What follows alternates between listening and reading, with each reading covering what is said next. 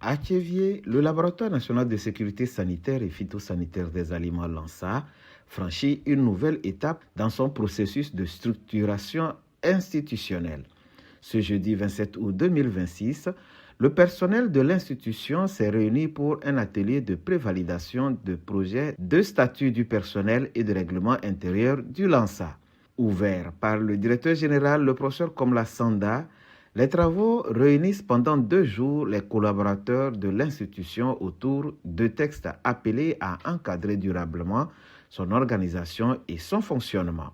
Les statuts du personnel et le règlement intérieur sont 2 documents distincts, mais qui viennent compléter, qui viennent donner vie et qui viennent achever le processus de création de la structure.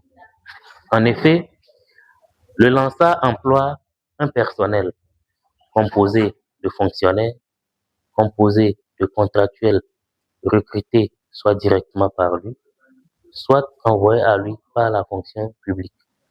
Donc, partant de là, il est important que tout ce personnel-là soit régi par des règles, ce qui est normal, car toute société, aussi minime soit-elle, obéit à un minimum de règles qui leur reconnaissent des droits, de même que des obligations. Obligations des agents, responsabilités, discipline, règles de fonctionnement interne, les échanges doivent permettre d'enrichir les tests et de les adapter aux réalités du laboratoire.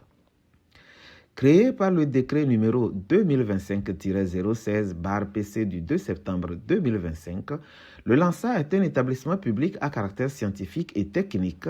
Son inauguration officielle le 23 avril 2026 a renforcé le dispositif national de contrôle et de surveillance de la sécurité sanitaire et phytosanitaire des aliments.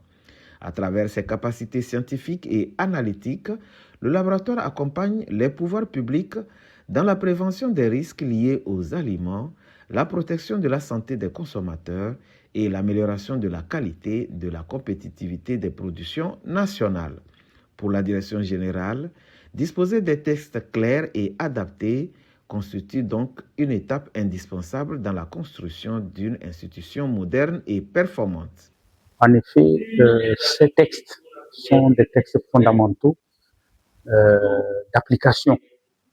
Les documents qui sortiront de cet atelier passeront à une phase de validation supérieure où seront invités certains services techniques de l'État, notamment les services du Trésor, le contrôle financier et le ministère de l'Agriculture pour leur validation définitive afin que leur mise en œuvre améliore davantage l'organisation du laboratoire, son fonctionnement et ses performances. La démarche se veut également participative. Les agents sont invités à proposer des amendements, à partager leurs observations et à confronter les dispositions prévues aux réalités professionnelles du terrain.